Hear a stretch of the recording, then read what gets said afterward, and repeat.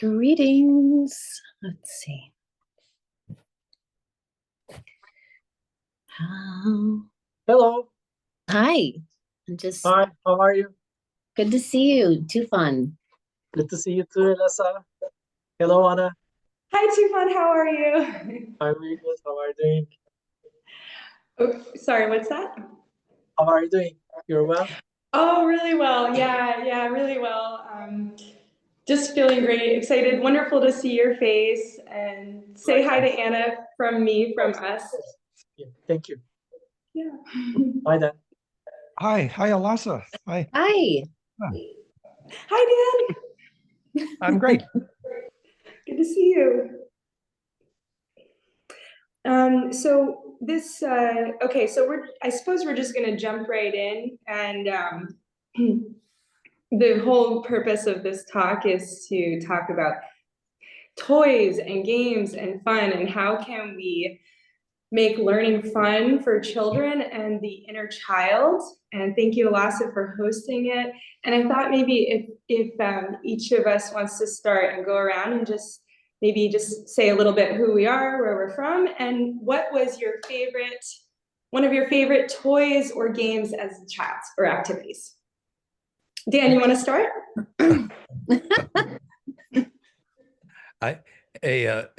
Hannah, I put a link to your name at Fractal U to that new little video you made. Oh, thank you very much. That's very It's sweet cute. of you. Which video was it? Or I can check it later, but yeah. The one you just made about fractal or Planck fire, Nice. Yes, I was so excited to do that one. I'm looking forward to doing more where we can actually calculate something like the frequency of chlorophyll or the Earth year. And so people can see exactly which integer to put in, and then they can start discovering on their own new discoveries of how that Planck fire formula reveals our natural world around us. So yeah, I've been having a lot of fun with that. Thank you. There's already a link to Elasa, to all her links. It's in there already. But in that film that Tufan and I just made, Intro to Fractal U, which is now at fractalu.com. The film is up. Tufan did a wonderful job. His tablet of Shamash is actually not just golden ratio, but golden ratio scaled to Planck accurately. Like the ancients knew how to use sacred dimensions. His new golden ratio caliper that's calibrated to Planck. So the actual dimensions are golden ratio to Planck. You see that? Wonderful. The ancients knew about scaling. That's why sacred dimensioning was. So anyway, one of my favorite toys right there. I know. I'm really excited to buy one of those from Tufan and to play with it. Yeah, really excited. Nice. And incidentally, so Tufan and Anna will be here starting the 26th. And I'm sure that you'll get to say hi and visit. Also, Medric's daughter, whom you met, Isis, yes, has a new counselor for her master's thesis in sacred architecture, biologic architecture. And so she's going to visit on the 28th, and Tufan will be here. And maybe you'll get to say hi if you want. Yes, and I actually did visit her. I met with Christine about a week ago, and I got to give a 10-minute tutoring session to Apollon and Isis and Christine to teach them the Planck formula. And I mentioned to Isis if she wants to join the conversation on March 17th, which the topic will be sacred geometry architecture, building the buildings of the future with these golden ratio proportions. And she says she wants to join. So she's the first one to commit to that meeting on March 17th. Well, that's great. Great. Well, great. Let's hear from Elasa. Okay. Yeah, I'm really excited to be back in the playing, and I'm working with children again, which is really exciting.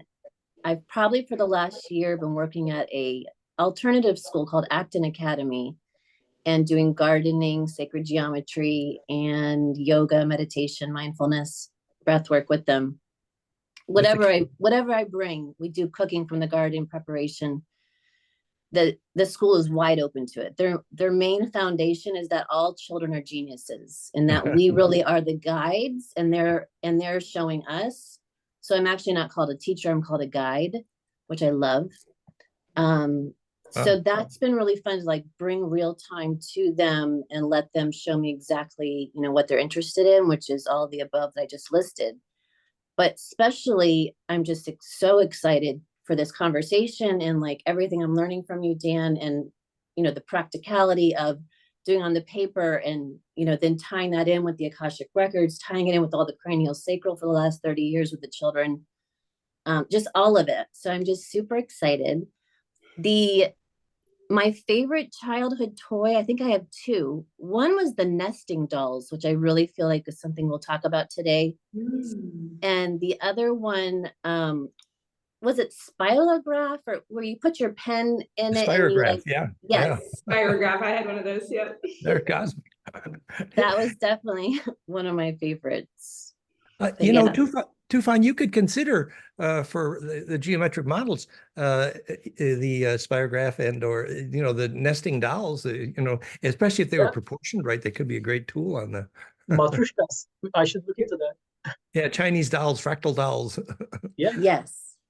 Elasa, we're quite serious about trying to demonstrate with kids. We're so happy to work with kids, and we'd love to have some films of that and whatever. Yeah. But Alexa with Josh and Juan Schlosser doing bioarchitecture in Bali with the big new temple in India. Her family, they're all studying this. They're little kids, and they're all into brainwaves, actually.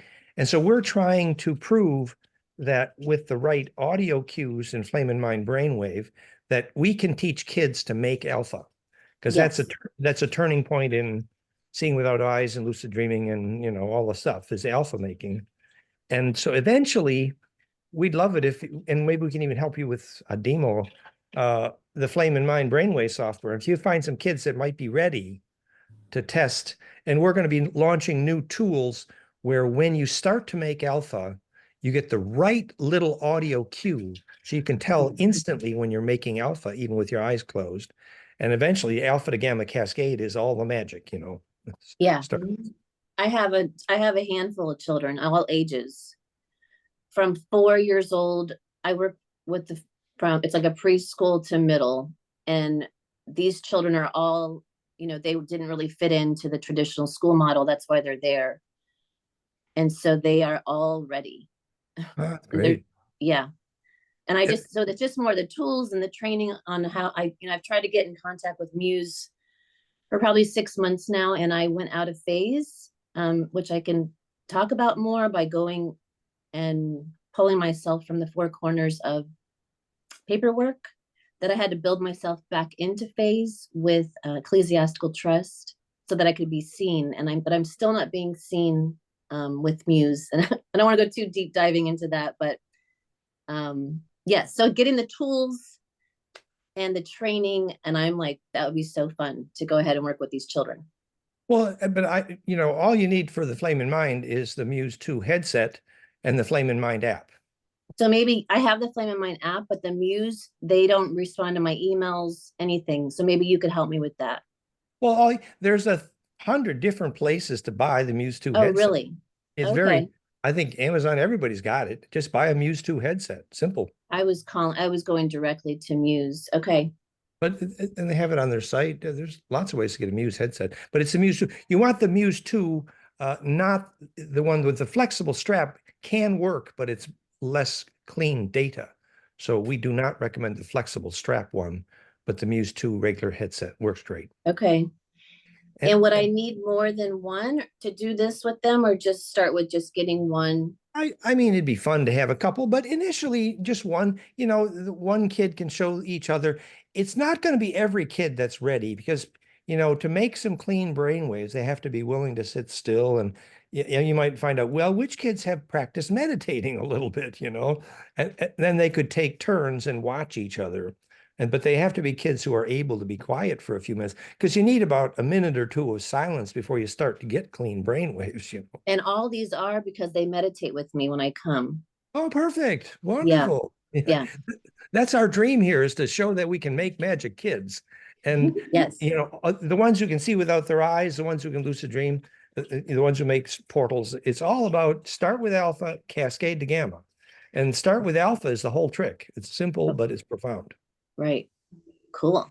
And to prove that we can do that, we're really evolving that software to make the right audio cue actually a multiple of the frequency of, so you actually, the audio cue that's telling you you're making this, the brainwave also helps you make it because it's the right frequency. The biofeedback of it. Yeah, that's right. Right. Okay. Then you were having an issue with the headset. Did you sort that out? Pardon? Oh, well, the thing is, since the Flame in Mind now works on the Mac, I'm good. Although it's true that my particular headset doesn't want to talk to my iPad, but we'll figure that out. But if you would bring the other one along, Tufan, when you come, and we can try swapping them out, or Okay. Okay. Right. Cool. Wonderful. And it seems like having, perhaps Elasa and I can do this together to do a video tutorial of how to use the Muse with the Flame in Mind, both in the application you're talking about right now, how to move from, the indication when the person's in alpha and then moving to gamma, but also, Dan, to use it to measure sacred spaces and to show people they can measure the actual life force in their home or in their office. That to me seems like a very powerful application of that technology. So perhaps that's a future video we can do to walk people through it and show them so that they're ready to go and they're ready to purchase the Muse and purchase Flame in Mind. And then because it seems like such a powerful tool and very affordable, so people can really start to measure this life force. Well, that's wonderful and useful. And by the way, Juan Schlosser's talk, when I think it's going to be in May, he's the one who made a lot of the original measurements of sacred space with the Flame in Mind, actually.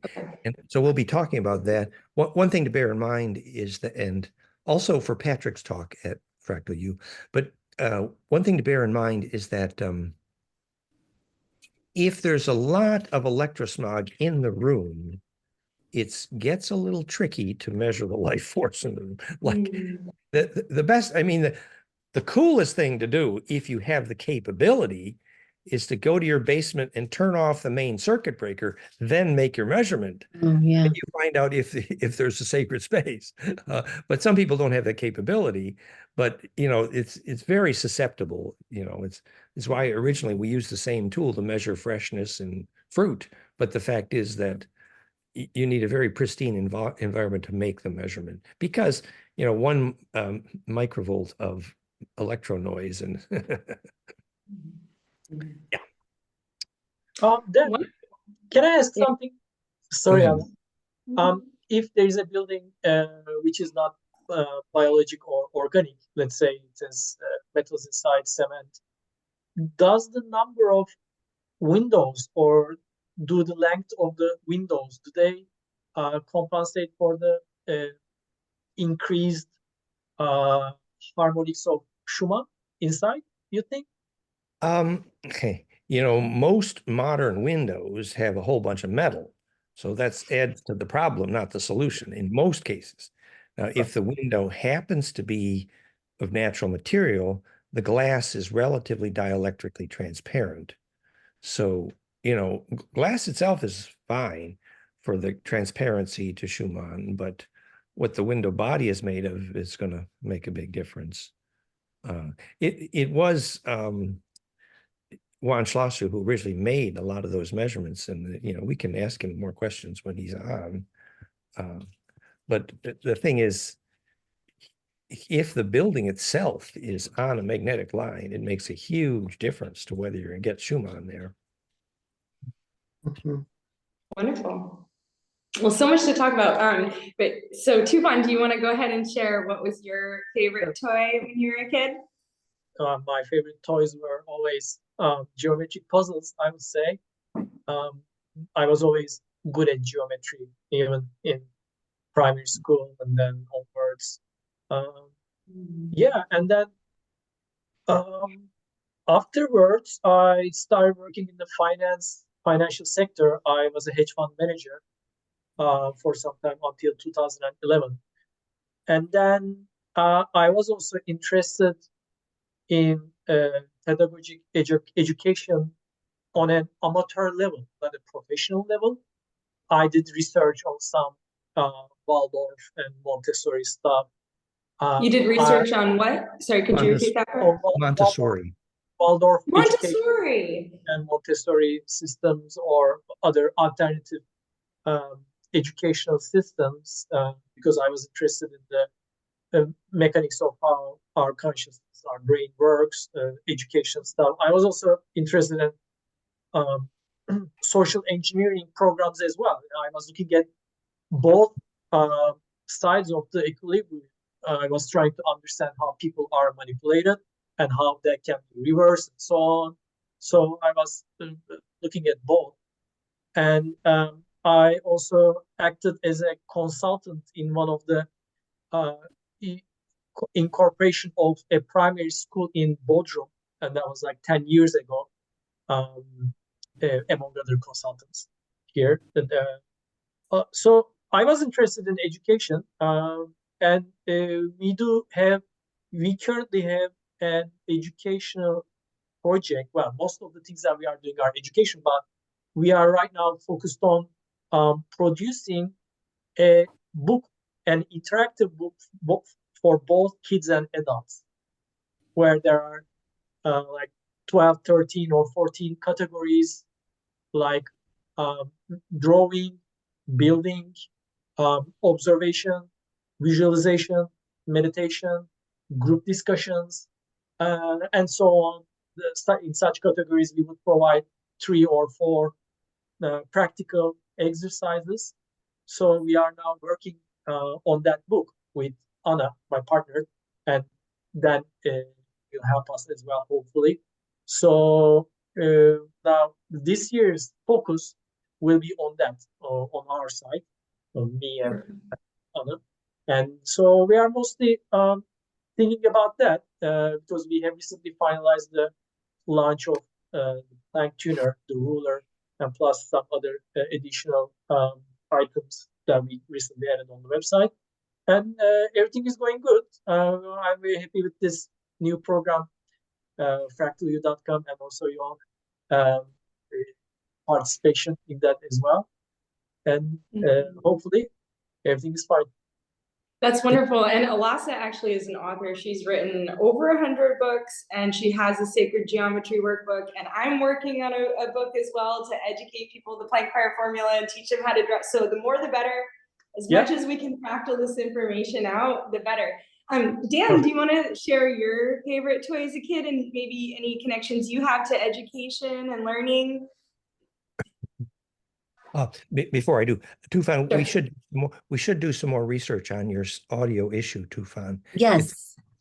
Yeah, I am back to my original computer. I think I'm going to update the BIOS software.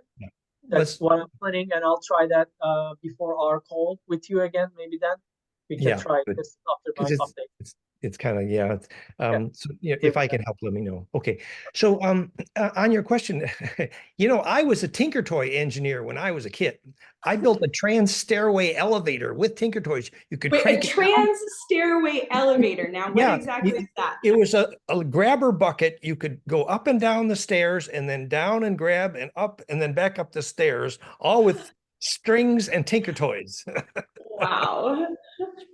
Was it a kit that you put together or you built it yourself? Just lots and lots of Tinker Toys. They were made of wood. And there was this metal erector set, and I didn't like it at all. The metal, no. But that wood Tinker Toy stuff, I did incredible stuff with it. You intuitively knew back then that the energy wasn't flowing properly to the metal. You were practicing for the heavy stuff. Yeah, pardon? You were practicing for the heavy stuff. Yeah, you could make sacred geometry with Tinker Toys in those days a little bit, and boy, that was my thing. Wow. And Dan, do you have, I know you talked about working with the schools when you were a kid and you played the organ and the school plays, the musical, and so clearly you were a very gifted child. And as an adult, did you have any connection? I mean, you're educating all of us really in such important ways, but is there anything else you wanted to share? I know it seems like we all have this in common, wanting to teach children and teach the adults as well. And I know you have quite an illustrative background, but anything else you want to share on just the topic of education and teaching? I know you mentioned that God said we need to teach the children. I know you really value that That's right. as a, That's true. as an ideal in our society. Well, one other thing to mention is that actually the program for kids ultimately needs to include some kind of climax experience, which is in fact blissful.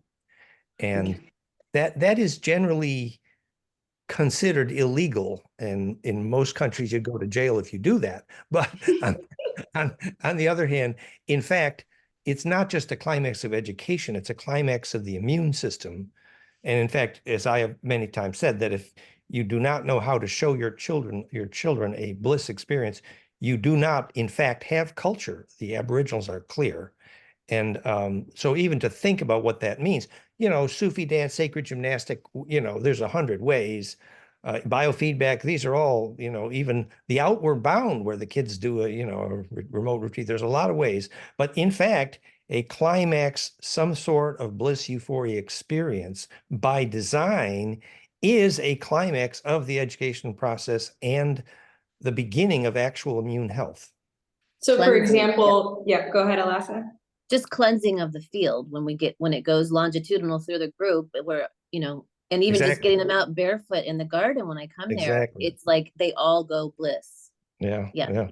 I had just one little story. There was a spiritual community called Another Place in Vermont or Connecticut. And when I was there, we had a group. It was mostly adults, and we were having intense, I don't know, conversation about spiritual stuff. And there was one young boy who was extremely disruptive. And you could tell it was very difficult because he was just completely disruptive. But then at one point, the adults formed a circle, and the little boy came into the circle and got a hug, and you could physically, dramatically feel the moment at which the bliss electrically went through that little boy. And after that, he was an angel.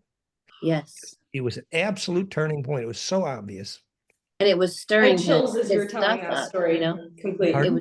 It was stirring whatever he needed to clear up the central channel. Exactly. And he just wanted to, and that's what they do, especially when we're having any sort of event at the center. The one or two child will act up, and then we all have to come and do that. We circle around them, or they'll facilitate the circle. Like, let's get in a circle. Yeah, and he just melted, and then it was just, he was an angel after that. Yeah. It was just, that melt is, there's actually, you can teach the physics of how they selectively purify germanium crystals by moving the melt up through the body of the crystal to teach that physics, actually.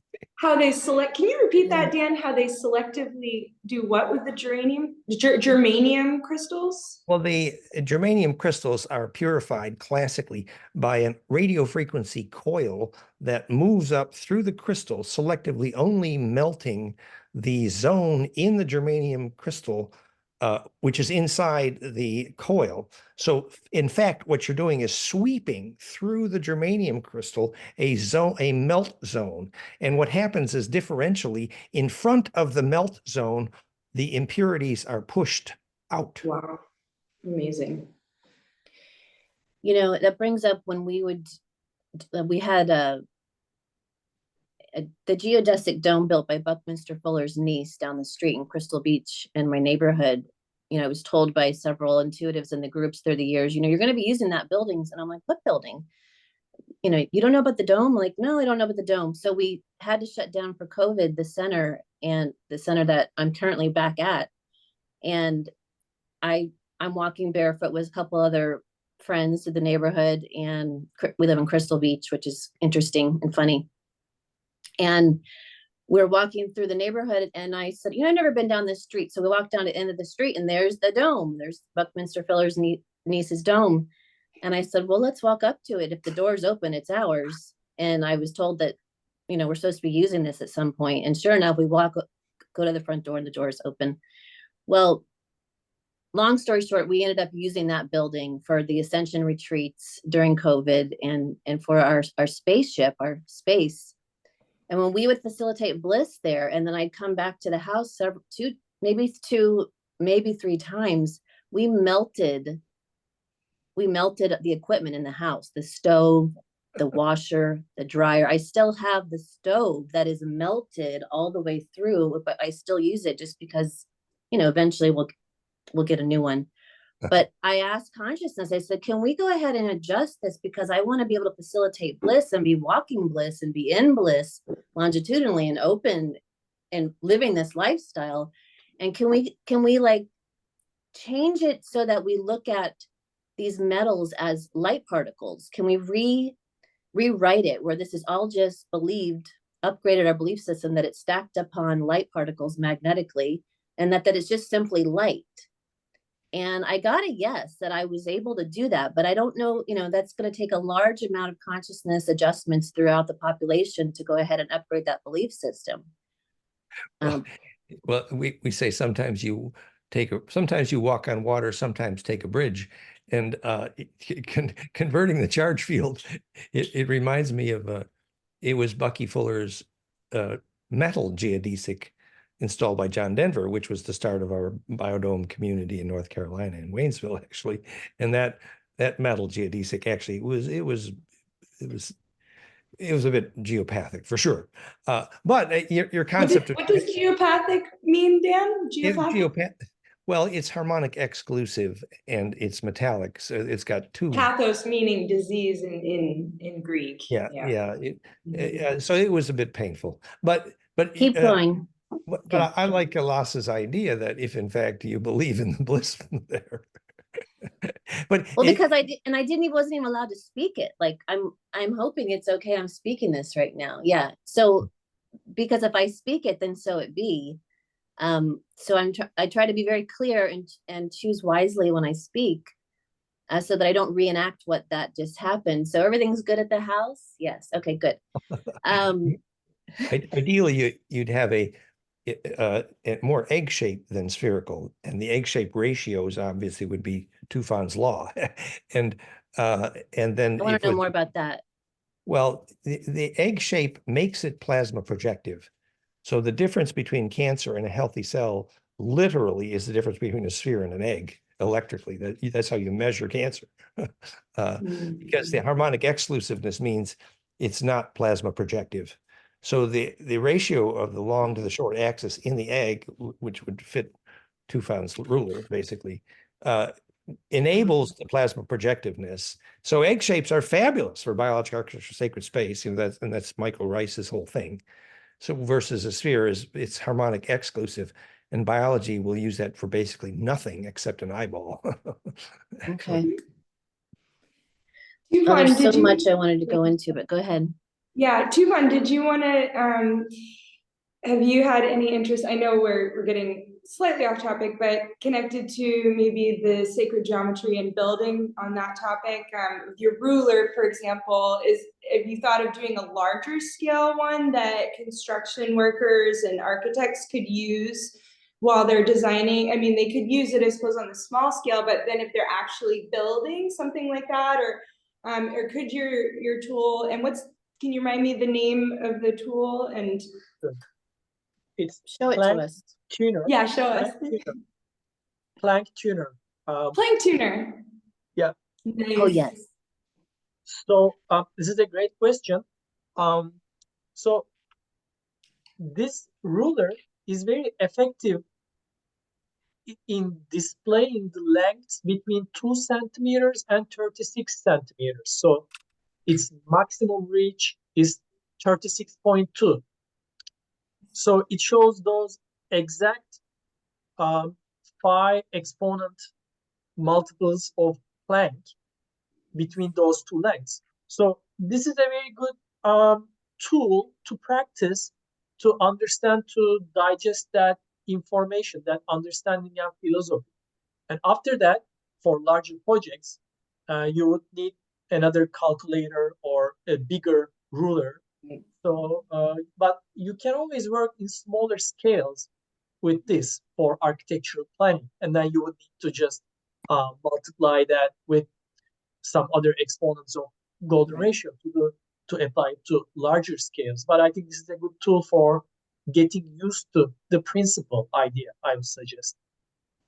It could be really helpful for architects that were building, they're designing on the smaller scale, and they get Sure. the measurements using the ruler, and then from there they can just convert it to the larger scale. Yes, the architects, of course, they need more precise calculations with calculators, but this is a good tool to get you trained in the philosophy and the understanding the foundation. So this is good for practicing, but of course, for serious architecture, you need a calculator that's very precise in dimensions. Yeah. So I have a specific question because I feel like one of the practical outcomes of this discussion. So I got these wooden sticks here, and I have beeswax, and I'm just sort of playing here, making a tetrahedron. But now you all have that wonderful Star Mother kit, and we talked about what if people could make a phase conjugate version, and perhaps it's more effective just to get the information out and people to be able to do it on their own right away. Then my main question coming up as I try to build it with the octahedron in the center, now how would we, of course we could just provide people with the dimensions and then they cut the wood themselves or whatever material they're working with. But how would we then take that octahedron, and how do we know the size of the lengths of the tetrahedron, the star tetrahedron, the two tetrahedrons, the star tetrahedron that will embed with the octahedron? Because I sort of reached a block with my own knowledge, realizing, okay, where do I go from here? I've got the octahedron. So Dan, Tufan, since you all, are working with the Star Mother kit, and also if you would, where did the term Star Mother come? My curiosity is burning. Did you come up with that name, or is this sort of an ancient term? So those are sort of two questions I pose for both of you to play with. Well, I could answer part of that. So I had been working with a guy named Plummer who wrote Mathematics of the Cosmic Mind in this theosophic literature, which was infinite dodecaconstellation. And so that was a theosophic model at that time. He was using, by the way, the total number of angular degrees in the dodecaecos to model the number of years in precession, believe it or not. It's very interesting literature by Plummer in Mathematics of the Cosmic Mind in the theosophic tradition about the geometry that then became the center, which was called the Greater Maze, by the way, in theosophy. But there was no way to build that except with extreme agony. And I had an earlier modeling material, which I did, but then finally I knew the people who developed Zome tool in those days. And when it Zome tool? ZOME, that's the company that Tufan and I buy the hardware from, ZOME. And they were in the Bucky tradition, and I knew Bucky quite well. And I called it Star Mother specifically because I recognized this was the origin of gravity and therefore the mother of stars. But a lot of people at that time did not get that. But in fact, I believe that is the mother of stars because it is the mother of gravity. And to state that it was the cause of gravity was intuited by Kepler when he said planetary orbitals were Platonic nest. And now we know why, because Platonic nests make golden ratio and therefore gravity. And Kepler didn't understand that, but he had the right intuition. But anyway, back to your question about capacitance, that Star Mother itself, that plastic, does have some capacitance, and it in itself has some psychic power, but there are limitations because unfortunately it's not a natural material, which means the memories in the molecules are not exactly. So what's of course needed is high dielectrics, and that can be complicated and expensive. And I sent you the websites for Ecosify and Purify, which we did build for years, which are incredible.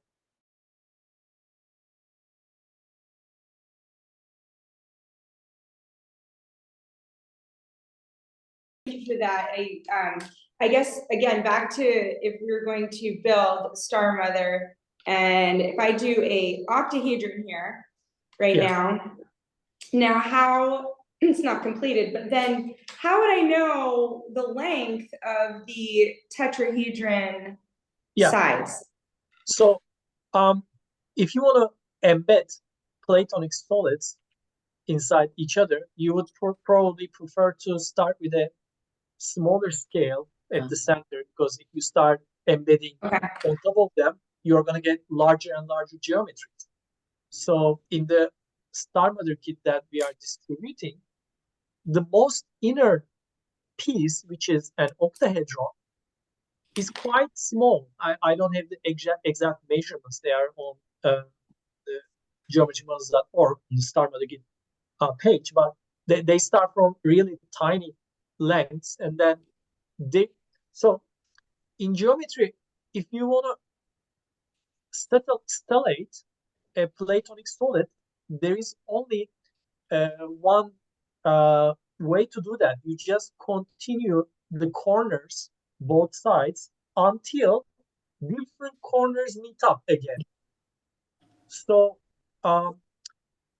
So are you saying that the corners of the octahedron, where it's a square, yes, there, those corners would perfectly align with the corners of the two tetrahedrons? right. If you Mhm. if you continue the corners, continue drawing the corners outwards, and you will notice that at specific notch points, the corners are connecting to each other, touching at each other. This is called stellation. So you can look for a stellated octahedron or a stellated cube or stellated icosahedron or dodecahedron.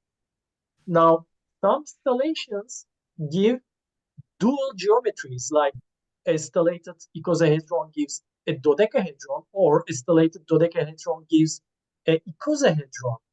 So this is why we call it a fractal geometry, as in the Star Mother kit. So you will see that the yellow balls inside is an icosahedron, and the top dodecahedron is the stellated version of this inner icosahedron. I think building the Star Mother kit, getting it and actually really building it helps a lot in terms of understanding it. For sure. I thought that I could understand this, but after I bought the Star Mother kit and built it myself, I noticed many more things that I didn't before, especially when it comes to the relationship between the lengths of specific platonic solids. And also, as that suggested, Kepler's solar system model very much depends on this understanding of embedding of platonic solids. So I would suggest you to search for stellations of platonic solids. Yeah. Because Not only is a stellated dodecaecosa interdigitates infinitely, but a stellated tetra is cube octa, actually. And all tetracubic stellations have only square root of 2 proportions, and all stellated dodecaecosa stellations have only golden ratio proportions. yes. One more thing about what you are doing with the sticks and the soft material. So that soft material at the vertex point has to be quite precise with the material. So what Zol tool does, so they created this, you see this ball, and it has its own entry points. So I think this is a patented version Well, it's of called them. the 32-zome system, supposedly the most complex injection mold in history. And Yes. the 32-zome represent the symmetry axes of both tetracubic and dodecaecosa, which are 7 and 5 It times does 2. have some limitations, but still, for educational purposes, it serves perfectly. So Yeah. now that connection part, this soft material that you are working on, has to be quite precise in geometric alignment, because that precision has to continue orderly so that it gives a perfect nesting. So producing a solid, strong connection ball, which is very precise, is one of the issues that we would encounter in this project. Other than that, the other lengths of the sticks are more easier issues that we could solve, but the connector balls would be a bit tricky to I hear you. replace. Right. Yeah, the connector is very tricky. In fact, even the zone connector, the most sophisticated connector in the history of the planet, actually, Right. you cannot actually make an accurate cube with that connector. Mm. There's an offset twist, even when you're doing tetra, because that connector is inherently dodecacosa. But I noticed something that if you take the center points of the balls, but not the sticks, the Oh yeah. balls are perfectly aligned, the center of the balls. But Oh the yeah. sticks, yeah, one goes like this, the other goes like that. Yeah, yeah. You're right. That's a good point. Good point. Thank you. What if we were to use those connector balls that are already created, and Tufan, you're saying the balls, and Dan is agreeing that the balls are okay. I'm wondering if there was maybe, anyway, this is just sort of playing with there's thoughts. one intuition here. Look, if we put something profoundly phase conjugate dielectric inside the balls, Yes, we could well there have it a is. bingo. Love it.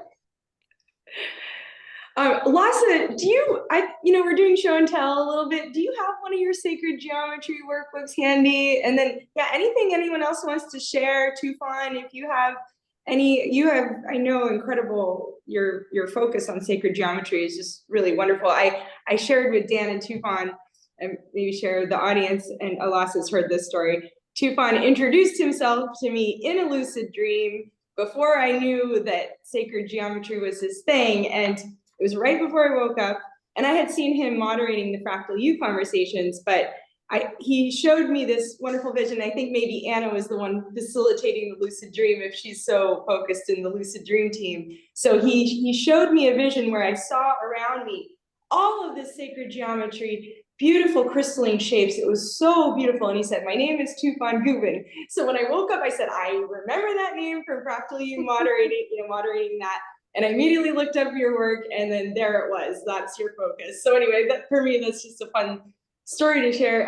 But then Elasa, I don't know if you have any of because Elasa made this incredible sacred geometry workbook. And yeah, if anyone wants to share anything else, but I'll be quiet and let you I don't have anything with me, but I do have like a list of ideas, and I thought we could talk about some ideas. One of the ideas with the child example that Dan brought up would be to have a family game where they're just some cards, and they would pick the card to give a circle activity. We had a group show up, like 25 last week, and we just showered them with affirmations of love. We've done that also with like showering somebody in the center of the circle with tones and just I love you and just saying their name. But like I was thinking of like facilitating like healthy bliss activity, like little cards that a family could pick a card, and they would facilitate something within maybe they had their friends over that day and they're doing like a friend bliss group circle. I don't know what the name of the game would be, but just this would be ideas that someone would pull a card, and kind of like a game where they pull a card and they do a charade. They have a charade game for families to play, or they act out some random tool, like, and they have to figure out what the card. Thumbs up there. Oh, the angelic thumbs up coming through. The card that they pulled sometimes is like, let's say I pulled a pen, and mine says pen, and then everybody in the circle has to figure out that I'm acting out, that I'm writing with a pen. But I just had that thought of like, gosh, if we could have that kind of card game for families where they're facilitating bliss activities, that would be a fun game to produce for children and families.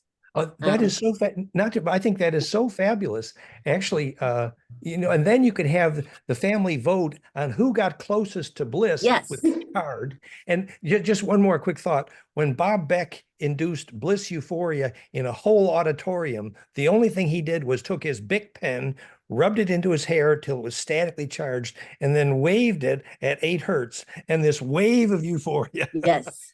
Yeah. I mean, we've seen so much happen. Yeah, it's heart blowing what we've seen. Anyone else want to say something on that, and then I'll send another idea out? No. Okay. Well, I'll share one of my favorite. Go ahead. My favorite toys as a kid that Elasa had one on her keychain the other day, and was holding it in front of the video and just enjoying it. Was these little. It's like a plastic enclosure with fluid and little sparkle things, and you just sort of like a snow globe or these objects. I mean, I'm thinking, of course, glass and some kind of sacred water and actual crystals in it and beautiful, maybe little seashells, objects of nature. And you shake it, but then certain objects, move around, and it's so mesmerizing and captivating. And I just remember always with the snow globes and those things, how it helps us slow down. And we, focus on that tiny, that implosion, looking at the tiny, the Planck level, and bringing our awareness inward to that intentional focus of very tiny objects. And so that's just one of my fun toys. But yeah, a snow globe precipitating is a pretty good model of what Veda Austin does when she freezes water to see the sacred face in the water. It's the same principle. And another thing I just want to make, you can take a piece of gold foil that costs 2 cents, 2 pieces, and a wire to a little audio oscillator that costs 10 cents, and one on the ceiling, one on the floor, and you can induce just about any bliss experience you want, really. You connect the wire from the ceiling to the floor. Yeah. Tell us a little bit. That's a psychotronic demo, basically, because the weak capacitance in the room, because as soon as anybody feels Schumann, it flips a switch and there's a bit of euphoria. Only later does your body realize, well, was that in phase? But interestingly, if you do that at high amperage, it does not work. Only at low voltage. So your body knows. Can you just go over that again? You say you take a sheet of thin film gold on the floor and a sheet of thin film gold on the ceiling. He actually used aluminum foil. Okay. But because see, all you need to do is a very weak capacitive field that costs a total of 10 cents to make.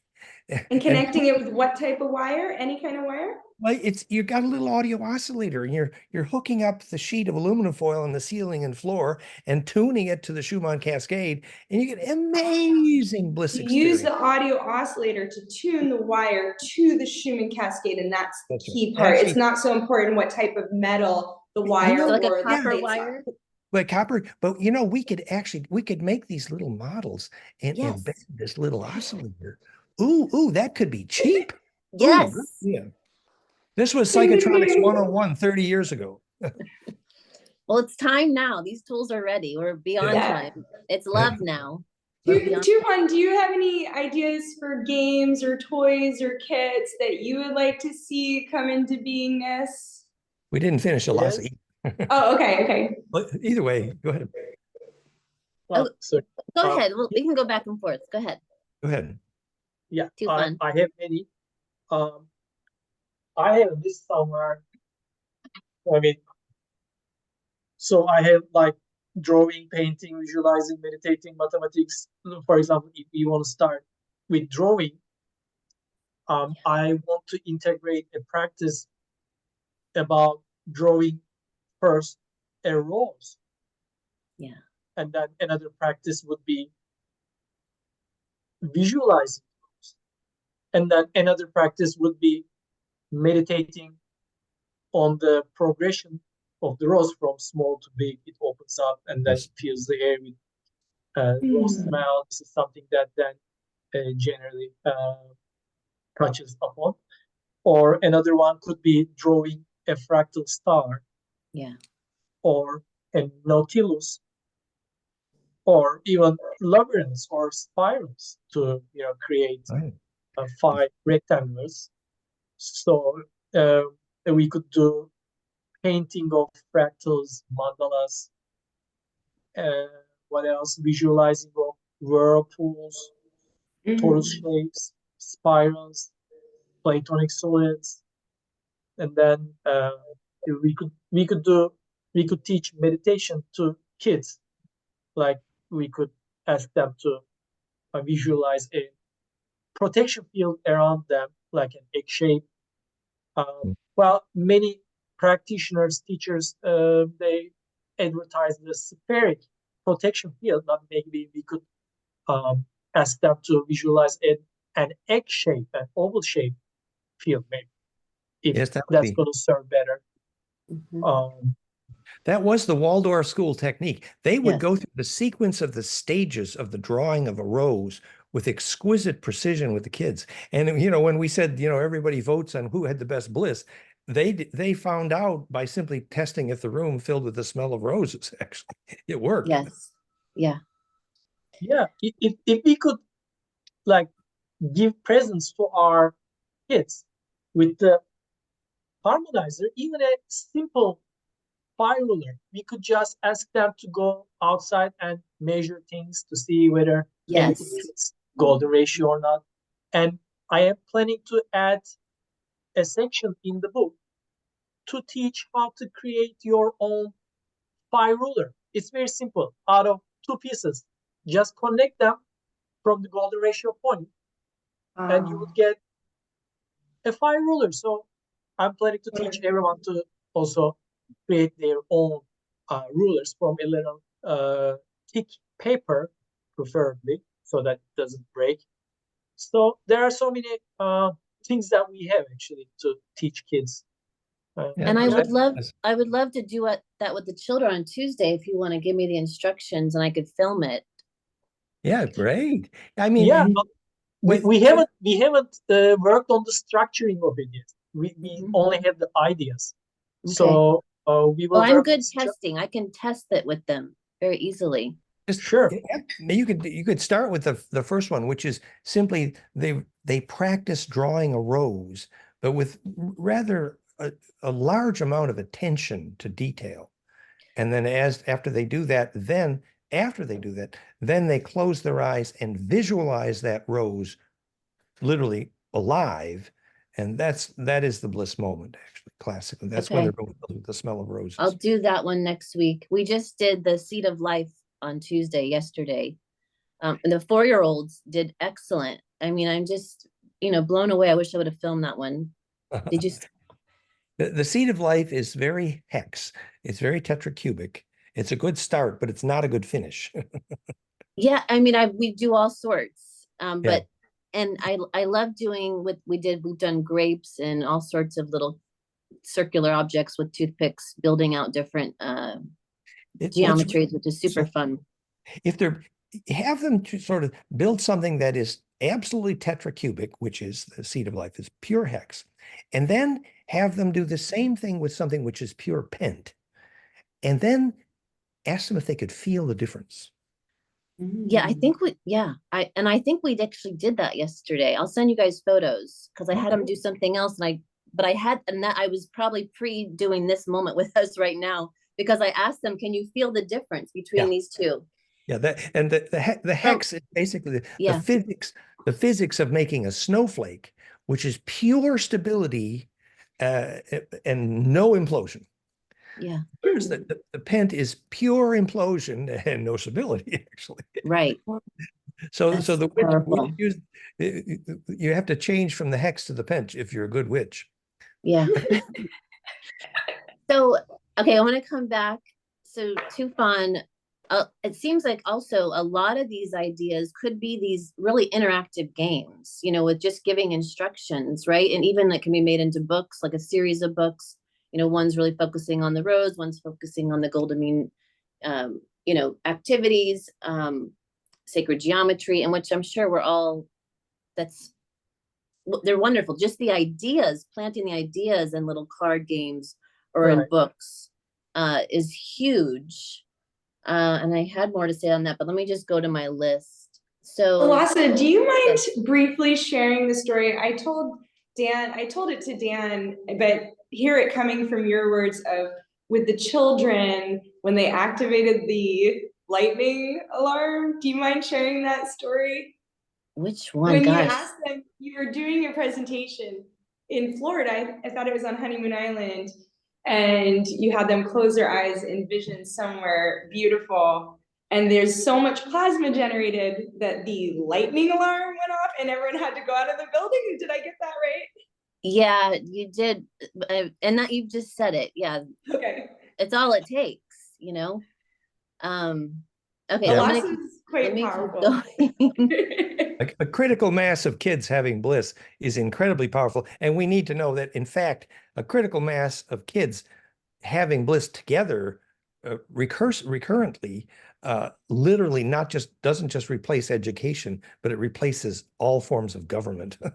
Yes, and that's why facilitating Bliss and all the ascension circles was required. And then all the things that we started collapsing on the matrix is what we're seeing on the main stage right now. There You you know, go. of 20 years of doing this work, and then now watching the echo and the shadow actually happen. It's like, Yeah. That's why Bliss would be considered illegal in most cultures by definition, because it replaces Yeah. government. yeah. They had us take down the sign at one point and just go completely underground at a level. Call it something Okay. else. Call it something else. I turned it into a galactic centered black chalkboard at outside. That became the sign where I could just change it at will, new name, new symbol.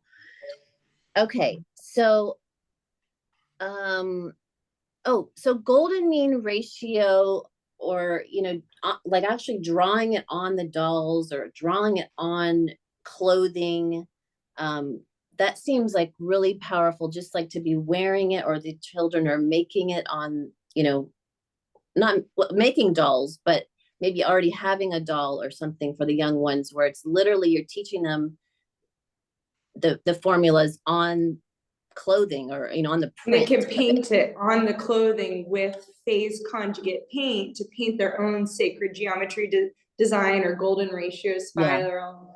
Oh, Dan just shared I don't know if Elasa, if you have the ability to put that up, or if we want to share it with folks in the in the link. It's okay. Yeah. Your point was well taken. It's just that we did work on fractal clothing, and it uses fractal patterning, but also fractal dielectrics, et cetera, to make Bliss clothing. And that project contemplated for years. And okay. And maybe doing that with the children, I'm going to do this season. So like, because I'm going to bring in the sewing, and having them real time doing it will also be something I feel that's powerful. And embedding my daughter went to the Waldorf school, her beginning education, and I was pretty much the go-to for everyone at the Waldorf school here in the Tampa Bay area, to come get cranial, etc. But they are still very connected to me, and they are super excited about us talking right now with you, Dan. So just a side note, because I know that one of the teachers wants to join in on talking about the fractal clothing, and and bringing that to the children at the Waldorf school here. But go ahead. I see a talker coming out of Dan. Well, we did have a curriculum for Steiner schools at one point years ago, which was basically translating Steiner's language. For example, when he says etheric formative force, now we know that means capacitive coupling, et cetera. So a lot of the Steiner people, unfortunately, became Luddites, but the Steiner's inspirations were beautiful if you just translate to science. So we started on that project, and there's some notes, and love to continue. Okay. Yeah, cool. Just anything with dielectric material building of everything. So I think that's kind of the push for stimulation for humanity, is like, if every toy that we're creating, and for them to really be real-time playing with, whether building with like the Tinker toys, or the blocks, that we bring it back. It's like all those toys have kind of been pushed to the side, possibly. I know we've got ours saved from, they're ancient, but we still have them from our childhood. Just, the wooden blocks, but making it more almost, I'm thinking, is it Oregon? I always get this word, where, you got the pyramid where they do inorganic, organic material back and forth to make a torus. Yeah, the Steiner Reich also did not know what a capacitor was. So alternating high and low dielectric does make capacitance concentric. So the correct term for orgone is basically implosive capacitance. And I know the people, and that's in the Reich schools. But just basically to say one practical thing about toys and kids, if you can find anything derived from hemp, in the material, in the cloth, in the wood, anything made from hemp most likely is going to be a super dielectric and fabulous for all of this stuff. I just wanted to pause just for anyone that might be watching this, that, you know, sometimes when we use the physics terms, and it is helpful to look it up on your own, but just to give a quick definition of my understanding of dielectric is that each material has a dielectric constant that we can measure, and it's easily searchable on the internet. And if that is a high number, it means it has a high dielectric, means it allows the charge, the energy to move through the material and perhaps even accelerate the speed, versus a low dielectric where it's more of a blocking mechanism. Did I get that correct, Dan? Did you think that's accurate? Well, almost. Technically, dielectric is simply refers to the efficiency of capacitance. So a capacitor is a sandwich. You got two conductors on the outside, and then you got the dielectric medium between it. And so you put something in your sandwich, and you measure the amount of capacitance in the capacitor, and there's a formula that says the effective dielectric constant, which means that it is charge distribution efficient. More specifically, it means it is charge implosive enabled. Whereas if you get a capacitor with a high enough dielectric constant, that capacitor by definition is a source of 0-point energy. That's what it tells you. So efficiency of capacitance, efficiency of charge distribution. So that's why if your house is made of high dielectric material, you can dream better because your aura can propagate. Okay, thank you for that explanation. So it's giving off charge? Well, it's simply, negative? It means that capacitance can propagate through it efficiently. That's one way of saying. So if you're living under a metal roof, it's going to mess with your dreaming. Low dielectric means that your dreams cannot get through the roof, literally. Whereas if the roof is made of super dielectric materials, it means literally your aura is enabled to unpack. Okay. We need hemp bricks. Pardon? Hemp bricks. Hemp brick. And hempcrete and hemp bricks, they're becoming more well known. And in fact, we have a project called Living Cement, which takes this principle. You put the super dielectric material in the cement. Let me see, I put the link in here to our Living Cement project. So if you put super dielectrics in the cement, then you get a super dielectric. As long as you don't use metal rebar, then you can have super capacitive cement, actually, and make a living greenhouse. An example of this is when the Steiner people use quartz rock powder in the liquid vortex before they dynamize. So that is making that liquid into a capacitor. But that's they use quartz powder in the liquid before they dynamize. Well, in other words, the essence of the biodynamic architecture is you got a goat's horn and you're turning your manure into a vortex, dynamize imploding. But that's a little different. That's actually not an example of super dielectric. It's an example of piezoelectrics. But the Steiner people were quite aware that you needed an implosive vortex in order to dynamize agriculture. And later we have a biodynamic triploder, which used that principle with great success. That brings me to what I feel like is another key point of when we're talking about phase conjugate coatings. And Elasa there at the R3 Miracle Center, you know, put a paint on the walls with the limestone, and Elasa, you can correct me if I'm getting any of this wrong, but my recollection was a limestone, totally 100% natural paint with thin film gold added to the paint, and then finely ground selenite. Nano crystal. And you added frankincense and myrrh. Did I get that right? And rose. Yeah, I was guided. Rose. I was guided with frankincense, rose, myrrh, limestone, nanocrystal, the selenite, and then 24 karat gold. So all the walls are painted. The out front is painted. People come just to sit out front and just to feel the. You were a witch in the past life for sure. No, but you could measure success by painting a box with those materials and then measuring the capacitance. You'd know if you achieved implosion. Intuitively, you were on a very useful track, but eventually measure that and you will tune that.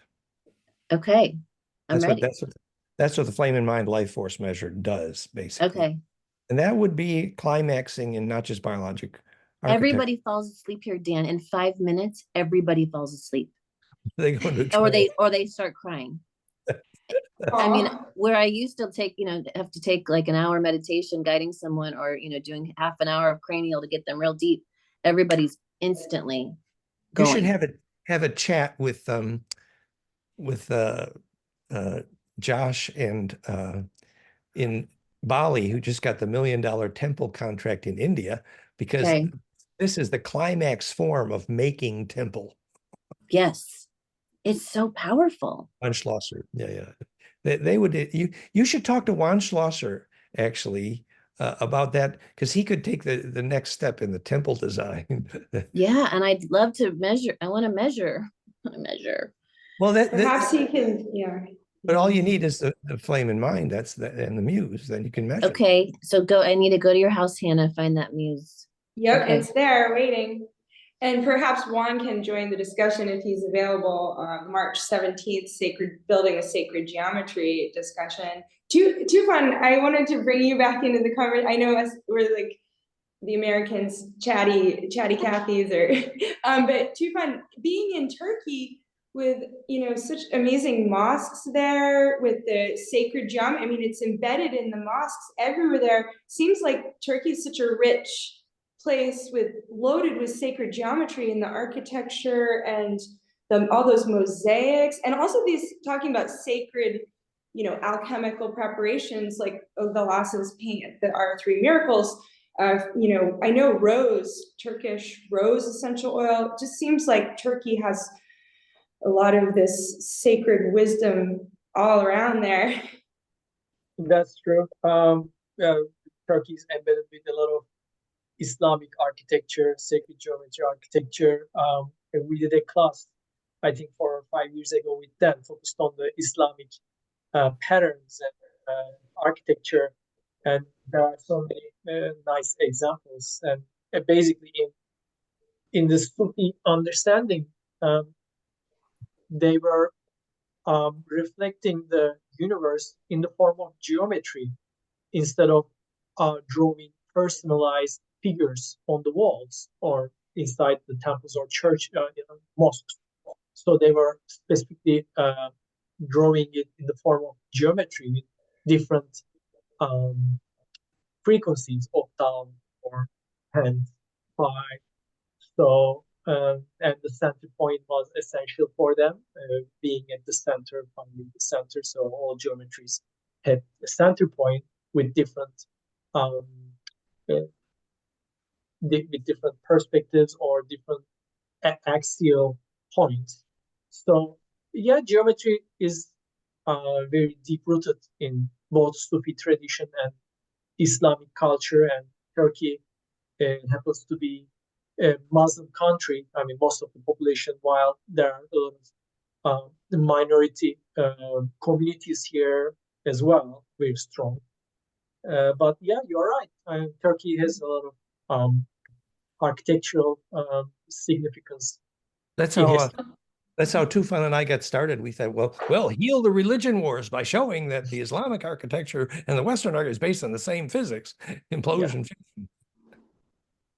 And the Greek temples, for example, I tell people, and I'm wondering if you all agree with me, that these buildings originally were built like the Greek temple, again, the long side being exactly golden ratio to the short side, so that you walk in and you receive just the plasma can really effectively vortex, so it's going to enhance the life force and help us heal. And maybe it was after with religion where it was someone talking at the people and telling them what to believe, but for me, it feels like perhaps these buildings were originally built to where you just walk in and you just can receive the healing back. I'm not sure if you all agree with that or what you think about by implosion. that. By implosion. And I think Elasa's paint would be a good contribution, actually. Yeah. I also am thinking when the architecture project for children, like just making, the right tools for them to build, like the new Tinker toys, would be a really high, it just feels high order, high on the chart of like sacred geometry Tinker toys. Yeah, new product. yes. And what else we need to sell, Tufan, is Elasa's paint. Yeah, definitely. For sure. Consciousness has been saying that big time as far as requests to find a way to get that to be, put together. And I'm on, Amazon looking like how much selenite can I get and all kinds of, alternative sites, but it's not my role. I'd like to have some support. Actually, Um, paint makers came to us. We were consulting for Pat Flanagan, who had the job, $1 billion job, designing the right crystal energy drop water to be in the paint to control the drying rate. oh, So actually, good. the charged water in the paint it's a $1 billion recipe by itself. Yeah. One question with the water in the Therify, how long does it last? If you like, let's say you put a glass jar with some water, how long would you think that would last for giving it to others who come here? And normally it only takes, 3 to 10 minutes to charge, not too long in the Yeah. Therify. And but I think it would last days, but probably not weeks. There's a lot of variables, but Okay. a few days, yes, a few weeks, maybe not. And the variables include the container and the environment and the temperature, and there's a lot of Yeah. variables. And then programming it to last longer. Also toys, like you were saying, Hannah, like, where they build their own little snow globe with the right water, with the crystals in there, with the, pine cone. Ah, Really just a lot of assignments, assignment games where they go out, the explorer, put them on their phase conjugate, golden mean ratio, explorer in their pockets, and they're like, With the got their copper card, wire and and they're like, silver I'm going wire out, I'm embedded. gonna go find this pine cone, and I'm Yeah. doing this experiment, I'm taking this crystal, and I'm gonna facilitate bliss and see if the metal around it melts that I just put around it. And, well, sorry. they should study Beta Austin's freezing technique. It's so the Yes. water is super, you bless the water with whatever way you want to bless it, and then a gradual freezing process. And just before it freezes, the face appears. Yes. And that could be a way of revealing if they've in fact charged the water. It could be, yes. feels a thought form. And that game, that should be within the games, these assignments, Tufan. Yeah, Tufan. Definitely. Burning fountain of ideas here. More to come. All good. All good. Okay. So this conversation will ahead. be continued in the various events at Fractal U as well, of course. Yeah. Yeah. Go ahead. Tufan, I have a question. So I got here this star tetrahedron. Oh, it's as I'm lifting it up. It's so I've got this here. Yeah. Now I know I'm starting. Typically you'd start with the octahedron, but now how would I put the octahedron? How would that be in here? Would the square part of the octahedron be exactly in the middle? But when you build a star tetra, the octahedron is already in the middle. It's Exactly. in the middle. I know I'm not doing it in the right order, but yeah. So it would be. I imagine it would be exactly in the middle, and then what would the length of this? Would the length of the the octahedron, it's like in the center is a square. So would the length of each side of that square be exactly like golden ratio proportionate to the length? The tetra cube octa has no golden ratio anywhere. Never. No golden ratio. Okay. You'll never find golden ratio in tetra cube octa. Nothing. But you will find square root of 2 and 2 only. Square root of 2 and 2. Oh, okay, so those are with the star mother, those are the, no wonder. Okay, so it's, I think we'll have to look at that more later. I'm definitely, or I'll have to just buy a star mother kit and measure them myself or something like that. You're incubating an idea right now. Okay. Anna, just a very short note. When you put two tetrahedrons together to make this star tetrahedron, the space that both tetrahedrons share makes up the octahedron inside. The space that they both share. Yes, that was what, okay. Exactly. Yeah. Yeah, so here's a drawing I have. So then what you're saying, the space they share, and this is actually two star tetrahedrons nested, but if we look at the inner one, you're talking about basically this area here. Exactly. Which is actually the circle right there. Yeah, it's a bit tricky in 2D, but on 3D, you can clearly notice in your organization, in your hands that you are working with. Okay, perfect. In the center, that's a Star of David. fun. This is Right, great. so let's continue this conversation in terms of outlining ideas also for Tufan that we can develop some products together. This is a win-win commercially as well. And I really like your paint idea. Maybe we can work on that, I Elasa. think Yeah. phase conjugate paint, and I wanted to mention real briefly about the selenite, because I know in the spiritual world, and I've mentioned this a bunch in my videos, people are probably getting tired of hearing it, but it's known in the metaphysical world, or people that work with crystals, to always stay pure and clean, and you never need to worry about cleansing it, whereas something like citrine or hematite or any of these other crystals, you can then use the selenite to purify these crystals, because the crystals hold frequency, they hold information, and it's important to clear and purify the energy, you know, whatever energy might be in them. And so when I looked at the molecular structure of the selenite, I saw, you know, because why is selenite different? Why is this, you know, I've never heard of any other crystal like that.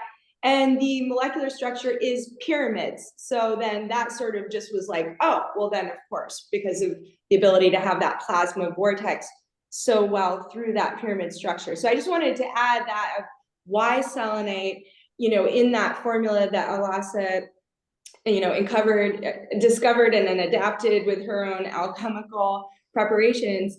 Because Elasa, did you realize that when you found, you know, working with that formula? Or I know we talked about this before. Yeah. I pretty much always follow instructions from higher consciousness, and that seems to work well. But I did know that selenite, you know, it gives off negative ions like you're walking at the beach. It doesn't need to be cleaned. I put the formulas in the chat window. Okay, cool. And primarily the quality that you're describing is piezoelectric, true of quartz and germanium. So it's the piezoelectric quality that allows that storage or charge. And the more piezo, obviously, the more you can use it to charge. Right. And it's also piezomagnetic, and it stores magnetic skyrmions, which is basically magnetic vortex. So selenite is obviously quite interesting. It's so yummy. Yeah. We could do some electrical engineering on that. All fun, all fun. And works good for the coatings as well. So more to come. All good. All right. Oh, selenite sprays with water, rose water. I reached out to a young genius little girl last night to ask her some ideas of what she thought for this talk. And she wanted selenite spray spritzers with rose water in it. She wanted springy stars. She says, can we make springy stars? I'm thinking like this. Yeah, I'm thinking she was intuiting to the star. I think she method. was singing. I even have rose water here, Elasa. And the selenite. She said, I would like body glitter that's made of crystals, and I would like please make my pets some gifts too. Hey, I used to take mica as a kid, and I would break it. I would find mica in the woods in Maine, and I would crush it and make my own glitter out of the mica. But anyway, yeah, it's true that if your body glitter had the right piezo and then a little bit of gold powder. I like a new makeup line for women to start wearing. And capes, you know, I see children with capes. That was in my dream the other night. I see. When we were talking. Yeah, a whole line of products for kids, Tufan. The sacred geometry cape with the piezo. Yes. Tufan's are like, oh boy. Who did that one? Did you see that one? There we go. Thumbs up. Yeah, when I do this, did I do that by showing this? The other one was like a special circle and a bubble. Wow. What was the last thing you said, Elasa? About the thumbs up that had a bubble around it. Oh, yes. Yeah. I just did this and then a bubble came up. It seemed like it was our higher intelligence. It was definitely a different one. 1 second. The other thing that she said was crystal geometry kits. Like she wants to study the geometries of the crystals, like the shapes, which is kind of what you just brought up. Yeah, classic crystals. In classic terms, that would be called symmetry group theory. So they have the 5 symmetry group, which are dodecacosa, versus the 7-axis symmetry group, which is tetracubic. So symmetry group theory, and there would be ways to have a kit for that. And that's it. You know, it's like just simple dielectric materials and instructions. It's really so simple, you know. It doesn't have to be complex. The toy is already made. It's called nature, and we just, put Yeah. things together with instructions on, hey, this is what you could do with this, and then you could prove it with this. So like some real-time practical proof that within the family they're able to see that it's occurred. And Just ultimately always have a clause on there about bliss. I feel like that should be on every toy, defining bliss, and just giving this, like, these foundational principle points on every toy. So it's like that underlay that's happening. Yeah. If that And makes sense. it's something like the old Tinker Toy set, but more like a Zome tool set made of wood, accurate machine, and then the right coatings, and you'd really have Yes. actually. And then it's healing, right? It becomes the Oh, yeah. altar. Like the toy chest Absolutely. becomes the altar chest, Mm. and so that way and their clothing becomes, their sacred adornments that they're putting on themselves. So it's all the same materials, but package them differently. Like one's to make, housing, you're going to make little houses for your dolls, and there's dolls that we're going to make. Like 2 weeks ago, I did with natural materials. I had them make yarn dolls and like decorate the yarn dolls. And I mean, it's just so simple, but they're in love, these children. They're just like, thank you. And we need you to make a documentary video about your work with kids as well. Oh, well, Yes. I try to do my best to forget. If I have a guide with me, usually they're taking photos. So I will try to put some together, and then maybe, be more focused now. Like I said, if I have assignments, I follow instructions very well. If I have assignments and I have a group I'm working with, I just do so much better with And putting the all the pieces together. talk you're doing for Fractal U will become a documentary. That's good. So we're cooking. Absolutely. Yes. Good. Super, super wonderful to What finally if connect. we, just a real quick question here, what if we could make those connectors that you said are very hard to make? What if we used a hemp type of plastic? I mean, it would seem that just a plant-based, or, hemp or plant-based plastic, especially if that company already has those specific molds and we just upgrade the material that they're using. There's a very complicated formula that has to do with hardness, Okay. hempcrete and hemp plastics, but still that's a conversation we should have. And I do know those people, so let me Okay. work on that. Also, Tufan's in touch, so to be continued. Nice. Good idea. Yeah. Nice. Great. Okay. Okay. Well, this has been Great. absolute magic. Thank you for visioning this. Oh, my Yes. pleasure. Last Yeah. one. Yeah. Water catching. I did this with the children during COVID, or over a fire, where they took two bottles together, and we took the salt water from the pond, and it's a whatever kind of water, but and we heated it over the fire, and it was able to collect the condensation and distill the water. But anything to do with water collection, where the children could actually collect the water in different ways, purify the water, collect the water out of the air. That was something else that came through late last night. Catching the rain. If they took the vortex from the imploder.com, they could see a change in sedimentation rate and spin density. For example, the simple vortex alone in the shower, widely reported I to have that. eliminate chlorine smell, and kids could learn the physics of why.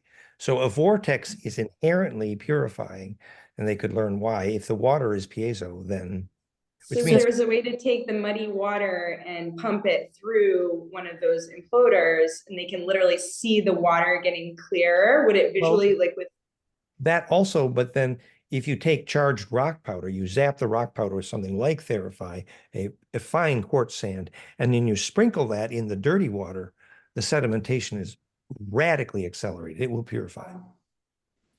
Very cool. And again, just that's part of like a kit to, hey, go do these experiments. Yeah. Exactly. Simply adding charge to that water, that's biodynamic. So you charge the rock powder and you sprinkle it in the dirty water, and suddenly Okay. I'll try that.